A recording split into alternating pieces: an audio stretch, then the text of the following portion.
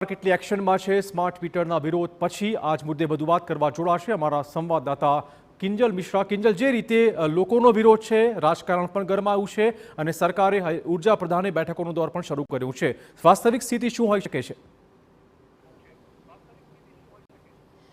देखो, पहली बात तो ये है कि 50,000 मीटर लागी गया, परंतु जे प्रमाणे ओहापो थयो एनो मतलब ए हतो के जे बेकअप प्लान सरकार द्वारा करवू जोईए ते बेकअप प्लान नहोतुं करायेલું। અત્યારની પરિસ્થિતિમાં એ છે કે 24 કલાકમાં આખા મુદ્દાએ રાજકીય રંગ લઈ લીધો છે। આમ આદમી પાર્ટીની વાત કરવામાં આવે કે કોંગ્રેસની વાત કરવામાં આવે, ભલે પાયલોટ પ્રોજેક્ટ ગુજરાતમાં ચાલતો હોય, પરંતુ આ પાયલોટ પ્રોજેક્ટથી પ્રજાને હાલાકી થઈ રહી છે, પ્રજા હેરાન પરેશાન થઈ રહી છે, તે પ્રકારની વાત વિપક્ષ દ્વારા કહેવામાં આવી રહી છે। અને તમામની વચ્ચે આમ આદમી પાર્ટી દ્વારા આંદોલનની પણ ચીમકી છે તે આપી દેવામાં આવી છે।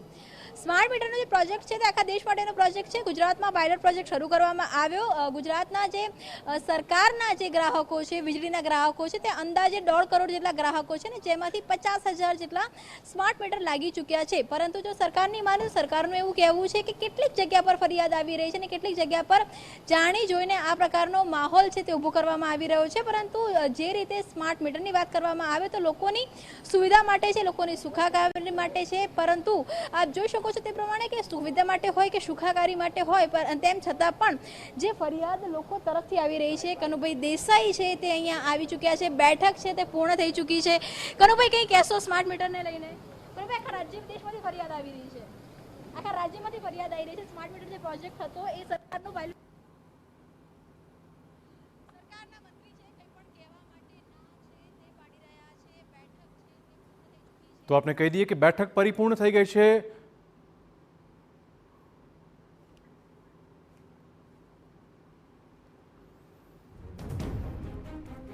તો કનુભાઈ દેસાઈ સાથે અધિકારીઓની બેઠક પરિપૂર્ણ થઈ ગઈ છે। કેમેરા સામે હાલ પૂરતું તેમણે કંઈ પણ કહેવાનો ઇનકાર કર્યો છે।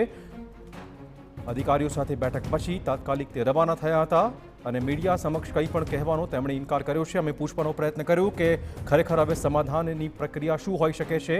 તેમણે કશું પણ કહેવાનો ઇનકાર કર્યો છે, પરંતુ બેઠકોનો દોર સરકારમાં પણ જોવા મળી રહ્યો છે, કેમ કે ધીમે ધીમે હવે સ્માર્ટ મીટરનો વિરોધ વધુ ઉગ્ર બની ગયો છે। આવતીકાલથી જ આમ આદમી પાર્ટી રાજ્યભરમાં દેખાવો કરશે। જ્યાં જ્યાં મીટર લગાવાયા છે ત્યાં ત્યાં ગ્રાહકોની ફરિયાદ છે કે વીજ બિલ ઊંચું આવી રહ્યું છે।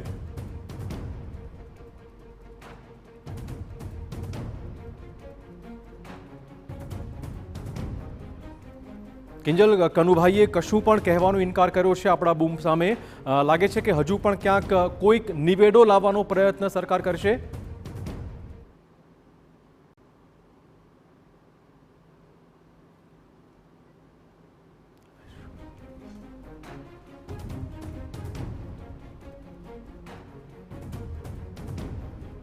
આમ આદમી પાર્ટી આવતીકાલથી કરશે વિરોધ પ્રદર્શન।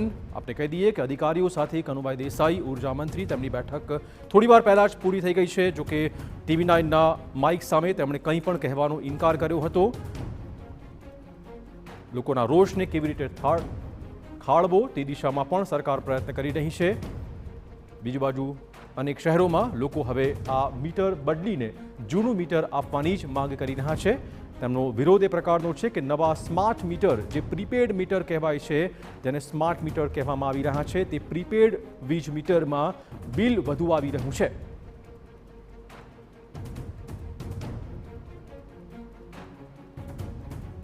સ્માર્ટ મીટરનો આખો વિરોધ જે પાછલા અનેક દિવસોથી ગુજરાતના અનેક શહેરોમાં લોકો કરી રહ્યા છે, તેમાં હવે રાજકીય રૂપ પણ જોવા મળી રહ્યું છે। પહેલા કોંગ્રેસ વડોદરામાં આગળ આવી હતી અને હવે આમ આદમી પાર્ટી આગળ આવી છે। આજે જ ઈસુદાન ગઢવીએ કહ્યું છે કે આ લૂંટ મીટર છે। આના વિરોધમાં ગુજરાતભરમાં જ્યાં જ્યાં મીટર લગાવાયા છે ત્યાં આમ આદમી પાર્ટી રજૂઆત કરશે। આમ આદમી પાર્ટી આવતીકાલથી જ પોતાનો વિરોધ પ્રદર્શન શરૂ કરશે।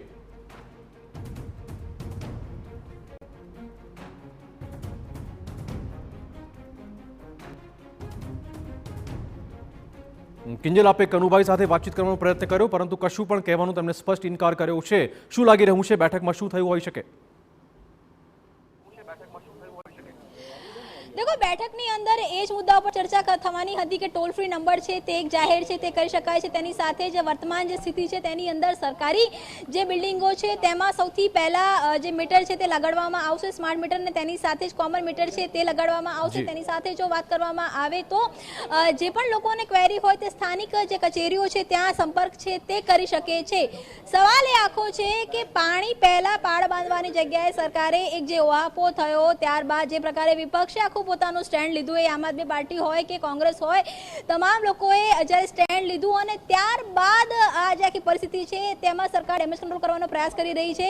આપ સમજો ચિરાગ કે ગુજરાતની જો વાત કરવામાં આવે તો એ હોમ ગ્રાઉન્ડ માનવામાં આવે છે ભાજપનું, વર્તમાન સરકાર જે છે તે હોમ ગ્રાઉન્ડ માનવામાં આવે છે, અને તેમ છતાં પણ અને જે કેટલાક ફેઝની અંદર ચૂંટણી પણ બાકી છે ત્યારે ગુજરાતને કહી શકાય કે સેન્ટરમાં રાખીને આ મુદ્દો છે તો જો વિપક્ષ ઉપાડે તો તેમને કેટલીક જગ્યાઓ જે ચૂંટણી થવાની છે ત્યાં પણ નુકસાન છે તે થઈ શકે છે, કેમ કે જે પ્રકારની પરિસ્થિતિ સર્જાઈ છે એ આખરે વાત મધ્ય ગુજરાતની કરવામાં આવે કે ઉત્તર ગુજરાતની કરવામાં આવે, એક કોન્સેપ્ટ બન્યો છે કે સ્માર્ટ મીટરથી બિલ છે તે વધારો થઈ રહ્યો છે, પાયલોટ પ્રોજેક્ટ ગુજરાતમાં હતો, રાજકીય રીતે નુકસાન છે તે અત્યારે થઈ રહ્યું છે અને તે સમયમાં સરકાર છે તે જાગી છે, પરંતુ હજુ સુધી હેલ્પલાઇન નંબર કયો હશે અથવા તો આખો જે ટોલ ફ્રી નંબર કયો હશે તેની પર જે ચર્ચા છે તે થઈ છે। માનવામાં આવી રહ્યું છે કે લગભગ આગામી 2-3 દિવસોની અંદર એક જે કોમન ટોલ ફ્રી નંબર છે, હેલ્પલાઇન નંબર છે તે શરૂ કરી શકાય છે। ધન્યવાદ કિંજલ, તમામ જાણકારી બદલ। તો સરકાર હવે એક્શન મોડમાં આવી છે। આ સ્માર્ટ મીટરનો જેમણે વિરોધ નોંધાવ્યો છે તેવા લોકો માટે એક ટોલ ફ્રી નંબર, જો કોઈ ફરિયાદ હોય તો ટોલ ફ્રી નંબર પર ફરિયાદ કરવાની વિચારણા